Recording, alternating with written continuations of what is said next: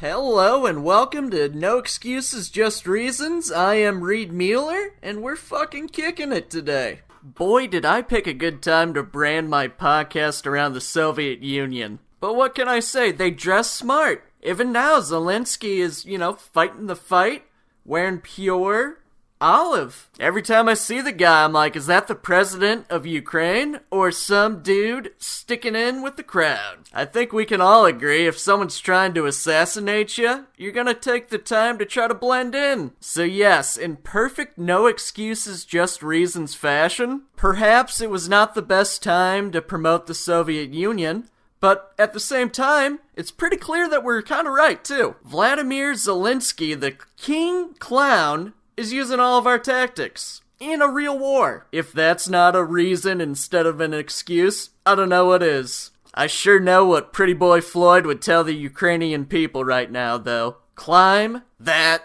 wall. And let me be very clear, I say king clown with all due respect. The vast majority of clowns that have ever voiced a cartoon-talking bear in their life would accept the ride out of Ukraine to save their own life and even push other Ukrainians out of the way to get there. I don't really want to dig into that any further, it's just sad, but needed to give credit to the top clown. Alrighty now, on to less important matters. Our idol of the week is a anonymous 5-year-old from Florida. What a surprise! So, here's what went down. Our little tyke of an idol was having a classroom fit, along with another student who was only 4. They were throwing things around the classroom, being physical, had to be taken out of the environment, right? So the teacher takes our little Bobby Knight to the cool-off room, as it's called. I guess tossing chairs in the classrooms below the principal's pay grade. And skit, scat, skiddly whap, the teacher's being rushed to the ER on a stretcher. Now, I don't know about you, but if I get beat up that bad by a 5-year-old, I have to fall back onto the no excuses, just reasons denial. That might be an incident that's just too embarrassing to sue for compensation over. Yes, Judge, Your Honor, I was in the cool-off room with the 4-year-old and the 5-year-old, and next thing I knew, there were just tiny fists pummeling me. My brother and I have had a joke topic conversation going for like 20 years at this point about how many kindergartners you could take, how many first graders you could take, and so on and so forth. We've always been rather confident the answer is more than 2 kindergartners. Like if 7 of them are coming at you at one time, a couple of them are gonna get within your zone and bite your ankle or something, for sure. But like the worst case scenario there is getting herpes from one of the kids who, got it from their mom while they were in their womb or whatever. During the natural birthing process is how I think that would get transferred anyway. The thing that puzzles me about this story is the kid was throwing shit in the classroom, but then when they got down to the cool down room, all he was throwing was his fucking hands. How in the world does a 5-year-old put you in a stretcher? But you know what? It was in Florida, so that means my favorite murdering mother is available to solve this crime.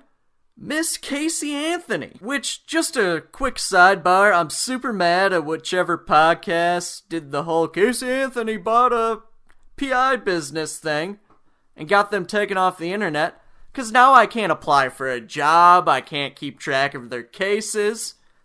We're falling behind the 8 ball here. How much fun would it be to know more about that business? But it's out of our hands. Alright, back to the situation at hand. I made a mistake earlier. This child used his feet as well as his hands in the attack of the teacher. The article states, the teacher radioed for help and police were called to the school. Officers found the teacher sitting on the ground against a wall. She appeared faint and dazed and started coughing and drive heating, the report said. The teacher was carried out of the school on a stretcher and taken to Memorial Regional Hospital in Hollywood, Florida. Pembroke Pines police spokesperson Amanda Conwell confirmed to NEJR that the teacher has since returned home. What in the fuck did little Bobby Knight do with his hands and feet to this woman? If you get kids into superhero anime early enough, do they get the powers or something? It sounds like the kid ran up a wall, jumped off, and did a flying elbow at this bitch. Little Bobby, no! What a fucking way to start your schooling, too. COVID for the last year or two in your pre-K and kindergarten, and now you've fucking destroyed your teacher. My kindergarten teacher yelled at me in my face because I didn't, and I quote, attempt to color in the lines. It never occurred to me that I could beat that woman up until I read this article. And maybe 5-year-old me couldn't have, but I believe I could have now. I probably would have went a more Brett Favrean route and just gunned footballs at her, but to each their own. And my second grade teacher fucking freaking out because I colored too many pages into the egg hatching pamphlet. 2 extra years of arm strength and Brett Favre butt slaps under my repertoire. You think I couldn't have done anything to you? Yeah, I don't listen too good. You handed me pages, I tried to complete the pages. Are you and the husband having issues? Because I'm pretty sure we could fix our issue by just printing off some more pages for me to color. I'm 7 years old. I'll recolor if I have to. I don't care. Being the first one done was all that mattered to me. I'd much prefer to be the first one to hand it in and get a C than the last one to hand it in and understand the assignment. Just give me the first sheet of paper if that's all I'm supposed to color. And little did I know all my revenge options. Yeah, Mrs. A, run a 5-yard in. I'm gonna just fucking break your fingers Donald Driver style with this pass. She's just walking away, shaking her hand, swearing, and I yell after her, "You're lucky it's not a stretcher!" Can you imagine what that conversation with the principal would have been like? Sir, all I fucking did was color too many pages at one time. It's 2002. She could just print more off, am I wrong? Did we suddenly start dropping paper bombs on Iraq? Are we airstriking with colored pencils? Man, is that crazy, though. A 5-year-old kicked his teacher's ass. That's, the CIA might hire this kid. He's shown enough talent so far. All you gotta do is put this little Bobby Knight into military school for the next 12 years, and we're never gonna lose a war again. Or even tie a war. God damn it, if only my dad had little Bobby back in Nam. Guy wouldn't have jumped under tables when fireworks went off. Or, you know, be sprayed with Agent Orange by the Freedom government. No. Just throw the grenade in the family's hut, and then we're gonna spray you with this stuff. It's gonna be good. 5-year-old Bobby Knight could have changed that whole thing. Alrighty. What fun was that, imagining beating up some past teachers of ours? I like teachers even, but some of them, right? Teachers and Catholic priests are starting to have a little too much in common. That teacher probably sexually assaulted little Bobby, and he had every right. More importantly, though, I've learned a couple more things about our favorite criminal, Pretty Boy Floyd. Humanity's been going on for a bit now. A couple thousand years at minimum. Everyone agrees on that. Well, guess what?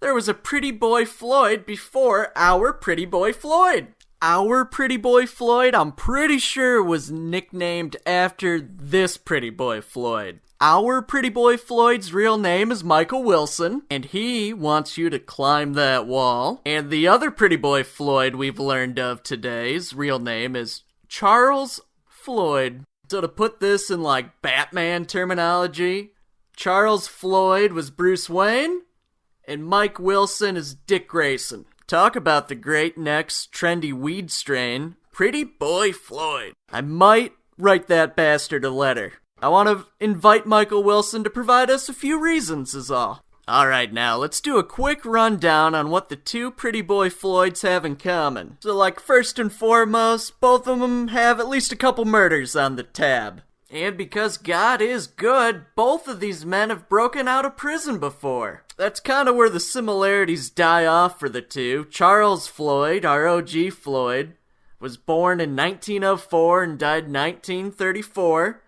And, you know, he just has much better staying power than our current Pretty Boy Floyd's gonna have. You see, there were more layers with the elder Pretty Boy Floyd. Apparently, he was damn near like a Robin Hoodian figure during the Great Depression for the middle of the country. Sure, he robbed the bank, but he also burned all the mortgage papers, which is the only thing that could prove I owed those fuckers $5,000.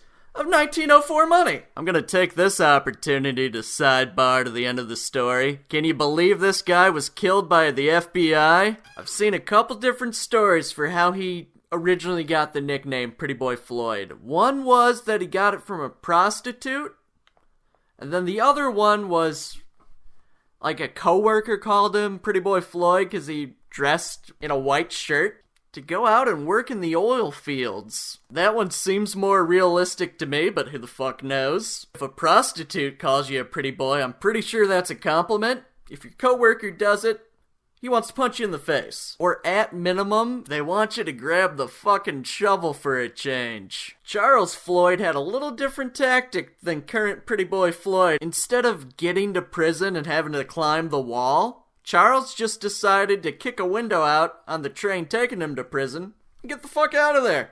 He escaped custody in 1930, so he really outdid our current Pretty Boy Floyd. Instead of a 70-day period of freedom, this dude bought himself 4 extra years. Go no tech. If you have a time machine and send Joel Osteen back to this time period, he will be king of the country. Those early 1900s folk didn't know how good they had it. And this next little part warmed my heart anyway. Well, whenever he was in Oklahoma, the locals protected him from the FBI, the local police, you name it.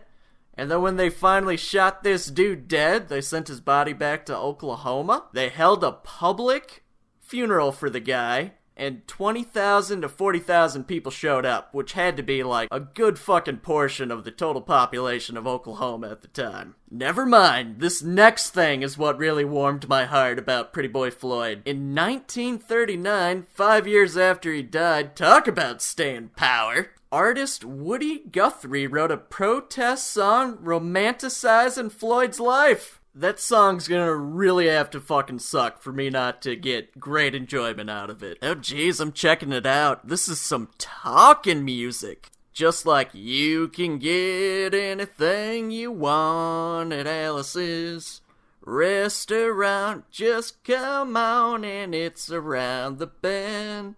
Just a half a mile from the railroad tracks.